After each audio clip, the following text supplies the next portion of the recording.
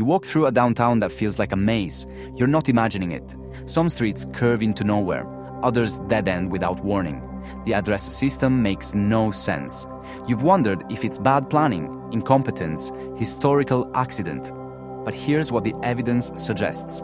Some of this confusion was designed on purpose. The walled city of Carcassonne in southern France wasn't built to be confusing by accident. In the early 13th century, the Viscount of Carcassonne directed the completion of narrow, winding lanes that were deliberately irregular. The logic was defensive. An invading army couldn't form ranks in those alleys. They couldn't see what was around the corner. They couldn't use siege weapons effectively. The city was a labyrinth by design. And that design worked. Carcassonne's walls were never breached in the medieval period. The same pattern appears in the Medina of Fez el Bali in Morocco, founded in 789 CE. Over 9 kilometers of alleys, some barely wide enough for 2 people to pass. The layout wasn't chaos. It was climate control, privacy, and defense woven into one system. Shade was maximized, wind was channeled. Strangers got lost. If you've ever walked through an old European city and felt disoriented, that feeling is the architecture doing exactly what it was built to do.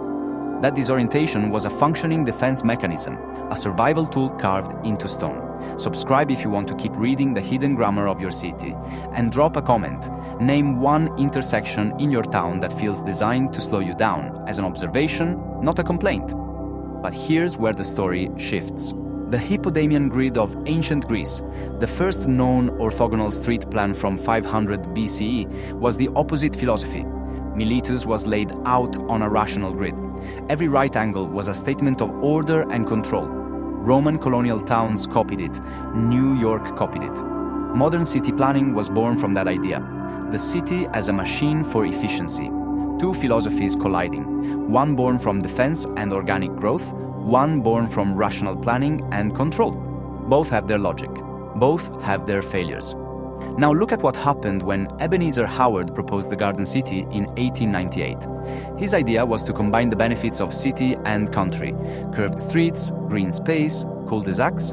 It seemed idyllic. But following World War II, American developers took Howard's aesthetic and removed his human scale. What emerged was the suburb, a network of confusing dead ends and winding roads that served one master: automobile traffic flow. Those suburbs weren't designed to confuse you as a defense mechanism. They were designed to calm traffic by making every route feel indirect. You couldn't drive fast through a cul-de-sac neighborhood because you couldn't see where you were going.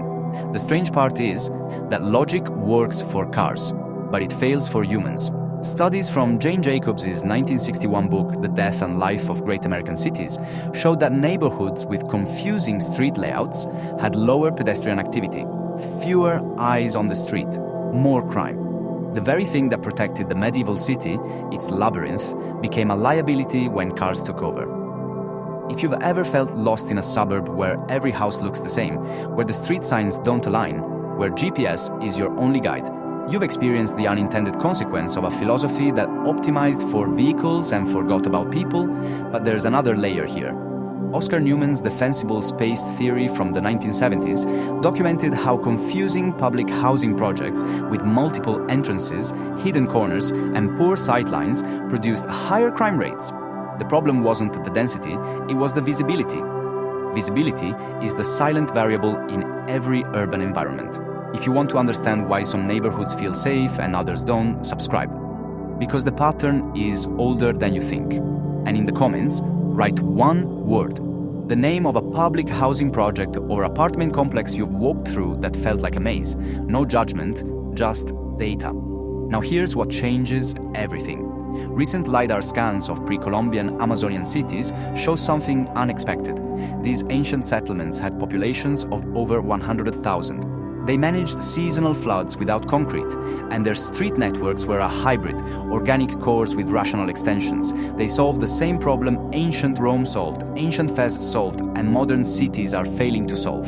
The difference isn't technology, it's a design principle. Rome's Cloaca Maxima still carries stormwater through the city 2,000 years later. Modern Tokyo spent billions on flood tunnels that may fail within decades. Rome used gravity. Tokyo uses pumps. One works with the environment, one fights it. The same principle applies to street networks. Defensive confusion that becomes navigational chaos, organic growth that becomes unintelligible sprawl, rational grids that become sterile corridors. The principle is lost when the city is designed for the machine instead of the human. Let's apply this to one specific case. Brasília, Brazil. Built from nothing in 1960. The planners designed the entire city on a rational grid with monumental axes. The result was a city that looked perfect on paper and functioned poorly for pedestrians. Residents reported feeling detached, disoriented, alienated. The city was designed for cars, not humans, and it shows. Vitruvius, writing in the Architectura around 30 BCE, documented something the planners of Brasília forgot. He said a city must be built with three qualities: firmness, commodity, and delight.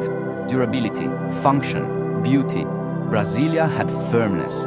It lacked commodity. It had no delight. If you've ever walked through a city that felt empty despite having people in it, that felt dead despite being alive, you've experienced the absence of that third quality. Now watch what happens when you look at the Soviet micro-districts built between the 1920s and 1950s.